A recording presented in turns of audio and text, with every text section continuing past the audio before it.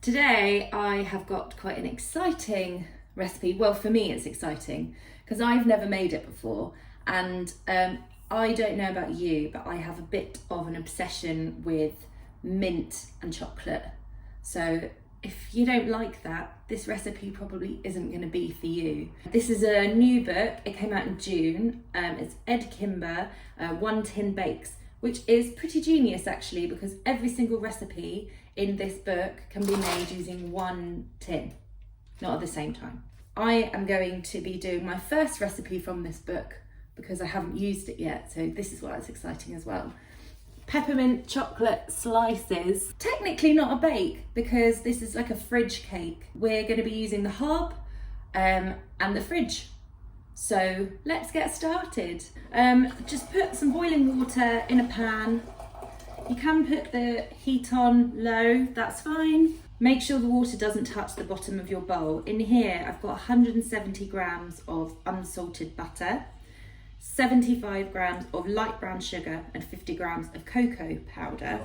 The cocoa powder seems like quite a lot because if you normally make cakes you would just maybe put a tablespoon in. This is 50 grams. It seems like a lot, but don't worry about it. Gently just let that melt down. While this is melting, weigh out 300 grams of digestive biscuits and then put them in a freezer bag and use a rolling pin to roll it out and make them into rubble. It doesn't matter if there are a few larger chunks left. What we're doing with all of this at the moment, we're making the bottom layer. There's 3 layers to this. So the butter's starting to melt. Just encourage it a little bit, give it a bit of a mix together. And just keep gently stirring it until all the butter has melted in and it looks really chocolatey. And then when that's all done, it's nearly there, I'm gonna crack in 2 eggs, use a hand whisk, and we're just gonna whisk it until the mixture thickens slightly. I think I'm gonna do 1 egg at a time, just because.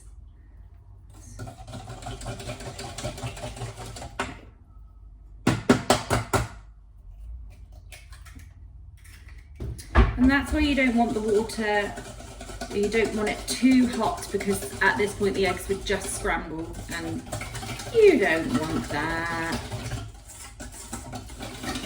Okay, next egg.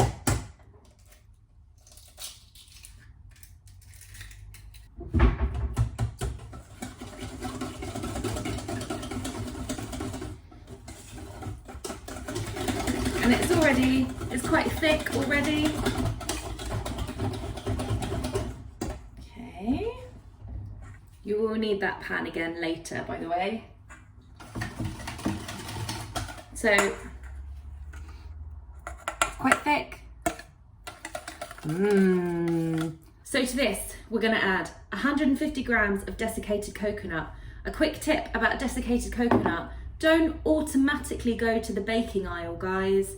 Go to the world food aisle and it is about 50% cheaper. A teaspoon of vanilla extract.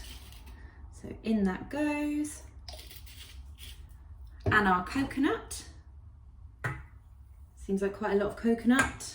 And last but not, oh my God, it's so early. Last but not least, our bashed up digestive biscuits. And there are some spare in the packet and I have hidden the packet away. And just gently, because this bowl has been burnt by this bowl before, it's not that big. You need a big bowl. Just give it a little, oh, one more thing. Sea salt, half a teaspoon, just to give a little, it's going to be very sweet, so let's just give it some salt. Flaked sea salt. Just keep mixing it. Oh, we've got some lovely chunks of digestive biscuits in there.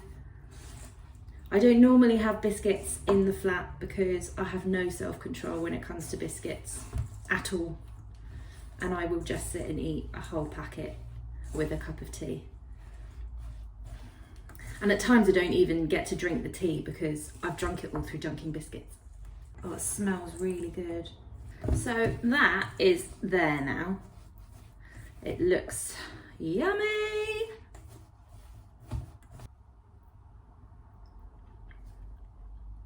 Okay. Yeah. Now, into the pan. I've just layered some greaseproof paper in there. Again, not neat. I don't really do neat. Oh yeah. And just pat it down.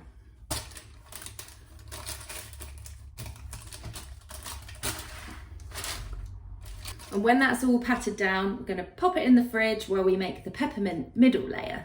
To make this middle layer, take 85 grams of soft unsalted butter at room temperature and use an electric whisk to get this nice and smooth and fluffy for a couple of minutes before you can start to add 330 grams of icing sugar.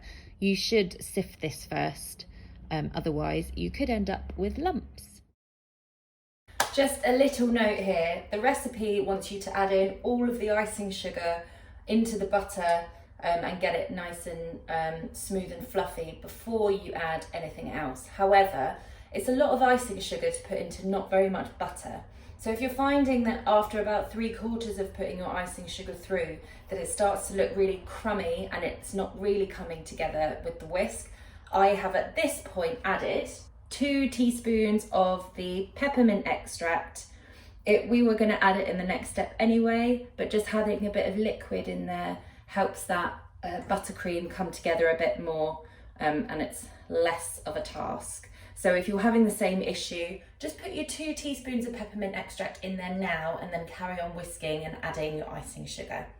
And again, I'm adding the last bit of icing sugar now, and it has come into sort of crummy territory. So I've got my spatula here, and all I'm going to do is just push it down just to bring it back together again, and then I'll carry on whisking just for another couple of minutes. But the whisk is struggling at this point because it should be a really thick buttercream so that it stays set in the pan. If you haven't already, now is the time to add your 2 teaspoons of peppermint extract and 80 mils of double cream. You can measure this out, I'm just doing it by eye. And we're just going to carry on whisking that for another couple of minutes until everything is nice and smooth. If you want to make this a bit more fun and exciting, you can add in, I don't know why that's exciting, you can add in a couple of drops of green food colouring just to give it that minty sort of colour. I haven't got any mint green food colouring, and I'm going to make this a bit more sophisticated today, but if you want to make it green, knock yourself out. Just have to give it a little bit of a taste because I've not made it before.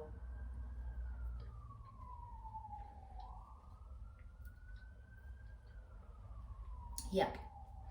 And then just like what we did before with the chocolate rocky road layer, we're just going to put this on top of it and spread it out nice and smooth. And try and get it as smooth as possible at this part. So if you have one of these little cranked spatulas or a mini palette knife, then that would be a great tool for the job.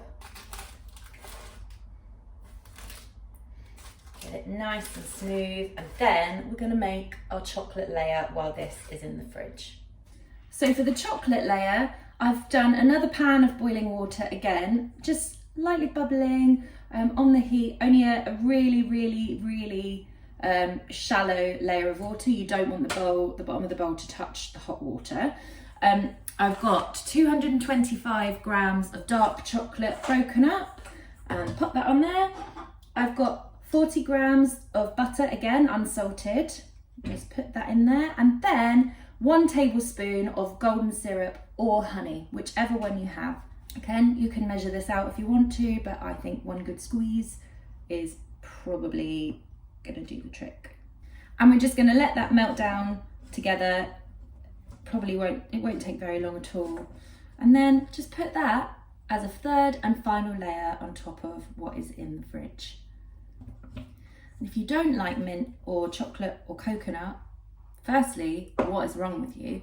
Secondly, let me know if there is anything that you would like to see made, or have a look at the previous recipes I've posted and maybe you'll find something that's for you. Probably should have said that at the beginning, because if you don't like mint or chocolate or coconut, I don't think you would have watched this far.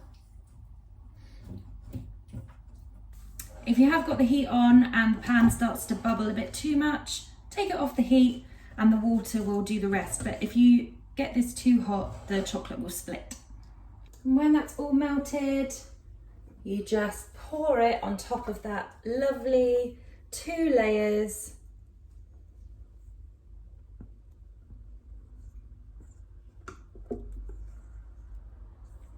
Get all the chocolate out.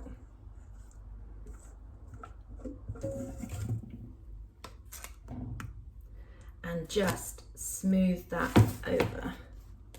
Just be a bit careful because it might be quite warm, so you don't want to melt, you don't want to push too much and melt that buttercream in.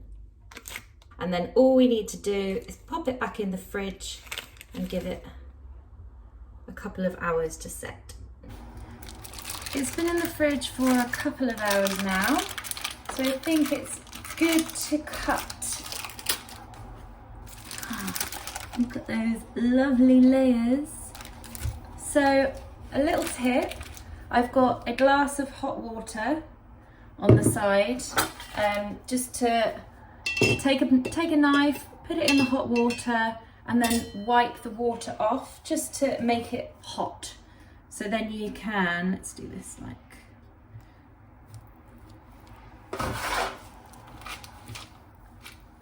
make those cuts nice and neat.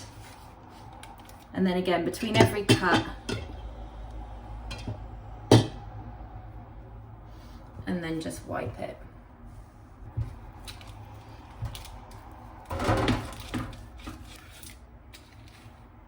Let's just have a look. Yes,